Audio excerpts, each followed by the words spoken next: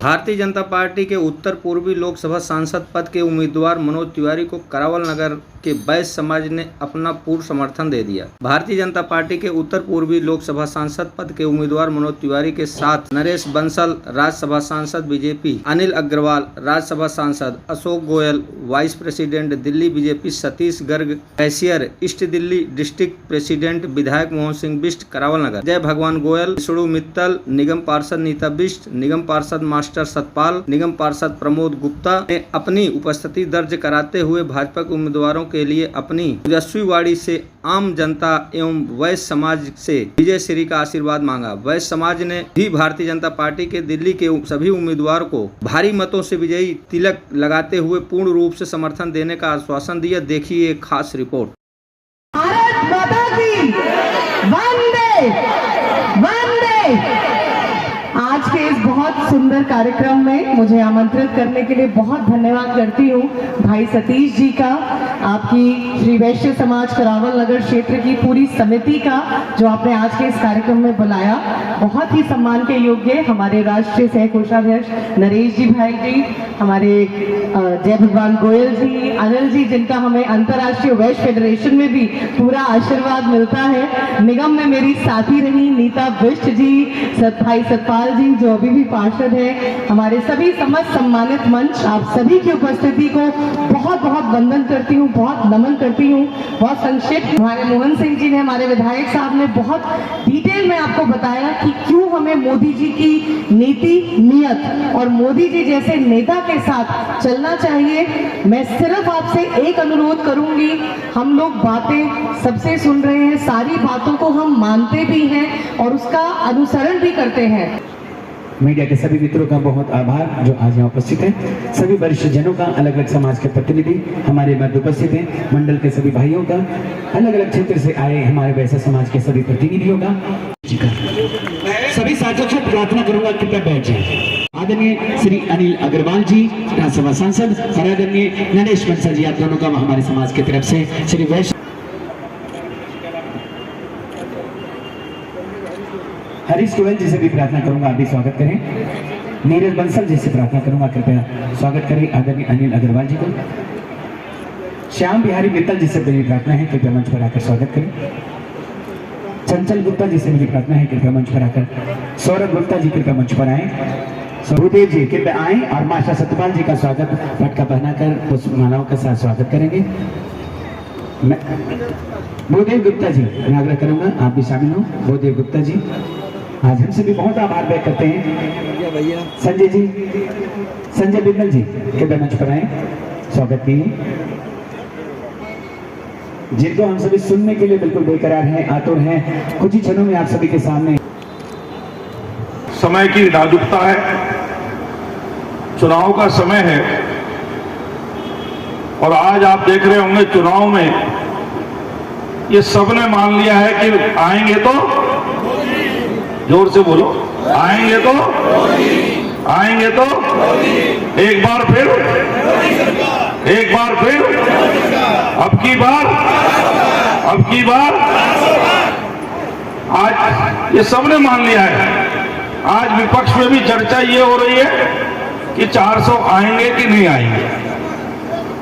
सबने मान लिया कि आएंगे तो मोदी, और इसी उस पर उधेड़-बुन में लगे हैं। और मजेदार बात, भारत की जनता को क्या समझते हैं मुझे तो यह समझ में नहीं आया। जिनकी एक सीट आएगी कि नहीं आएगी उनको भी ये पता नहीं, और गारंटी दे रहे हैं 2 करोड़ लोगों को नौकरी देंगे। अरे भाई, हर आदमी जानता है तुम प्रधानमंत्री बनने वाले नहीं, तुम्हारी सरकार आने वाली नहीं। एक एमपी भी आएगा कि नहीं आएगा, और कह रहे हो 2 करोड़ नौकरी देंगे। अंतर्राष्ट्रीय स्तर पर सारी शक्तियां जो भारत को कमजोर करना चाहती हैं, वो इस बात के लिए लगी हुई हैं कि कैसे इस बार हिंदुस्तान में भारतीय जनता पार्टी की सरकार को आने से रोका जाए। हम सब जानते हैं माननीय मोदी जी के नेतृत्व में 10 साल में किस प्रकार से भारत ने आर्थिक, सामाजिक, सांस्कृतिक विकास किया है। जहां एक और भव्य राम मंदिर, सनातन की धरोहर भगवान रामलीला विराजमान हुए हैं, वहीं इस देश पर एक बहुत बड़ा कलंक धारा 370 और 35A को हटाया गया है। इंफ्रास्ट्रक्चर की पूरे देश में बाढ़ आई है और इन 10 वर्षों में लगभग 10.5 लाख करोड़ इंफ्रास्ट्रक्चर पे खर्च किया गया है। आज व्यापारी भाइयों के लिए सुरक्षित माहौल है और उनको बिजनेस करने के लिए जितनी सुविधाएं भारतीय जनता पार्टी की सरकार दे रही है, वो अपने आप में उसकी जितनी प्रशंसा की जाए कम है। खुदरा व्यापारियों के लिए जहां इंश्योरेंस दिया गया है, वहीं बड़े व्यापारियों के लिए फ्री ट्रेड एग्रीमेंट किए जा रहे हैं। लगभग 17 कंट्रीज के साथ हिंदुस्तान का फ्री ट्रेड एग्रीमेंट हो गया है। रुपए के गए 7-8 अंतर्राष्ट्रीय स्तर पर व्यापार कर सकते हैं। मित्रों, जब माननीय मोदी जी ने इस देश की बागडोर संभाली थी, भारत की जनसंख्या 125 करोड़ थी, आज 140 करोड़। 15 करोड़ की जनसंख्या बढ़ गई है और किसकी बढ़ी है मुझे बताने की आवश्यकता नहीं है। राजनीतिक मंच आप खुद समझदार हैं किन लोगों की वो जनसंख्या बढ़ी है। उन लोगों की जनसंख्या बढ़ी है जो हिंदुस्तान पे कब्जा करना चाहते हैं, आपके व्यापार पे कब्जा करना चाहते हैं। और कांग्रेस के युवराज इस बात को बड़ी शान से कहते हैं, उनके पूर्व प्रधानमंत्री बड़े शान से कहते हैं कि भारत के संसाधनों पर पहला हक उनका है। सर्वाधिक अधिकार उन लोगों की है जो अल्पसंख्यक है। इस प्रकार की भाषण दे करके वो लोगों के मनों के अंदर कटाक्ष की भावना फैलाना चाहते हैं। दूसरी ओर इस देश का प्रधानमंत्री ऐसा है जो कहता है सबका साथ, सबका विकास, सबका प्रयास और सबका विश्वास। कौन प्रधानमंत्री है जो आम जनता जनार्दन के बीच में जाकर के इस प्रकार की भावनाओं को रखना? कौन प्रधानमंत्री है जो आम जनता जनार्दन के बीच में जाकर के इस प्रकार की भावनाओं को रखने की हिम्मत रखता हो? वो हिम्मत है तो 2014 के बाद ये नरेंद्र मोदी ने साबित कर दिया है। इस देश के अंदर ऐसा देश का प्रधानमंत्री आया है जो देश का मान हो, सम्मान हो, स्वाभिमान को बढ़ाने का किसी ने काम किया, ये मेरे प्रधानमंत्री नरेंद्र मोदी ने किया। 25 मई के चुनाव को महत्व को जो समझ लिया, फिर वो जरा भी गलती नहीं कर सकता। और हमारी गलती कुछ और ये नहीं होगी कि हम जा करके यहां बैठा कोई भी व्यक्ति कोई दूसरा बटन दबा दे, ऐसा नहीं होगा। उपकमल ही दबाएगा, बस पता नहीं जाएगा कि नहीं जाएगा। समस्या वही आती है कि हम बिजी हो गए। हमको लगा अरे यार एक वोट से क्या होता है, सब तो दे ही रहे हैं, छोड़ो। अब वो एक वोट से ही हम लोग एक वोट से ही हमारे इस क्षेत्र में इस समय 24,63,000 वोट है। 24,63,000। पिछली बार ये वोट 22,91,000 था, मतलब लगभग 23 लाख। अब 1,63,000 के आसपास 1,75,000 बढ़ गया। लेकिन ये समस्या है कि हम लोग वोट के दिन थोड़ा सा वोट के महत्व को नहीं समझ पाते हैं।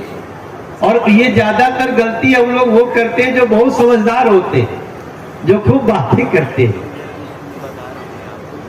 इसलिए पहली मेरी प्रार्थना तो ये है कि 25 मई को नोट कर लिया जाए कि हमें अपना वोट देना है। और अगर हमारे घर का कोई वोट अगल बगल पढ़ने गया बच्चा इधर उधर है, उसको बुला लीजिए क्योंकि ये मात्र मोदी जी का चुनाव नहीं है, मात्र मनोज तिवारी का चुनाव नहीं है, ये भारत के संस्कृति का और भारत के लोगों के भविष्य का चुनाव है।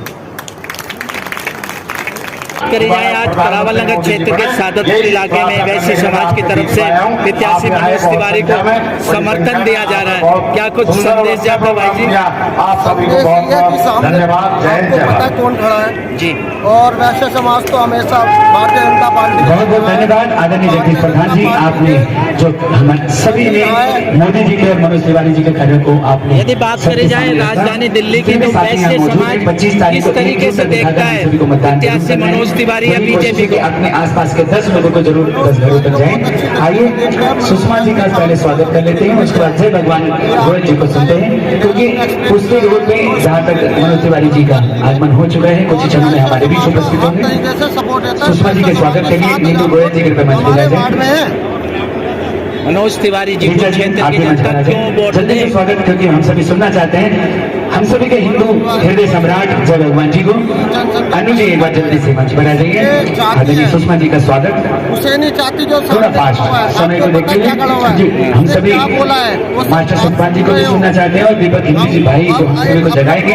पहले इनका स्वागत। हिंदुओं को जोड़ने का कोशिश कर बहनों करिए थोड़ी दानी भी डालिए करिए, आपका क्या जाएगा, थोड़ा बढ़ जाएगा। जाति बात को आगे करते हैं, क्योंकि जातियों में देश जय भगवान जी को पहले उसको बनाते से रोकने के लिए वैसा समाज हमेशा आगे खड़े रहता है, हर चीज के लिए खड़ा रहता है। आपके क्षेत्र में प्रत्याशी मनोज तिवारी आए हैं और वैश्य समाज ने एक भव्य आयोजन किया है, भारी संख्या में लोग उपस्थित है, क्या कुछ संदेश जाता है वैश्य समाज की तरफ से?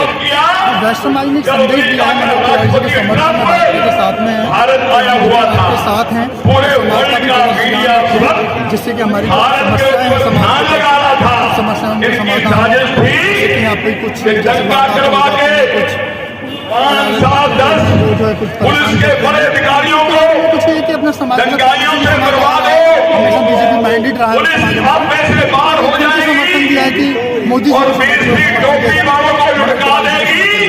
तो फिर हम पूरी दुनिया को कहेंगे। विरोधियों भी मैदान में उतर चुके हैं, ऐसे में वैश्य समाज को क्या संदेश दोगे कि किस तरीके से इस नैया को पार निकाला जा सकता है? देखिए समाज से यही संदेश है कि समाज से हमारे एक मेंबर जाकर के अपनी वोटिंग करे और समय से वोट करे, ये ना सोचे कि मैं जो है वोट नहीं दूंगा मेरा कुछ नहीं होगा। तो वोट की नोट की सबसे बड़ी ताकत है, ये एक अधिकार है कि अपना जो है ढंग से जो अपना वोट। आप तीसरी बार जोर लगा रहे हैं मनोज तिवारी को लाने के लिए, जी बिल्कुल। क्या सोच करके लगा रहे हैं? तो मोदी जी को सोच करके लगा रहे हैं कि मोदी जी अच्छा कर रहे हैं, तिवारी जी उनके साथ हैं, तो हमारे तिवारी जी ने अच्छा काम किया, बहुत अच्छा काम किया। बस एक समस्या है खजूरी जाम की, भजनपुरा जाम धीरे धीरे खत्म होगी, इसी उम्मीद के साथ। आपका चहेता चैनल भारत सरकार की डिजिटल मीडिया आचार संहिता 2021 के अंतर्गत FCDN का सदस्य है। हम अपनी खबरों में FCDN की कोड ऑफ इथिक्स का पालन करते हैं। FCDN का सदस्य होना ही खबरों की प्रामाणिकता है।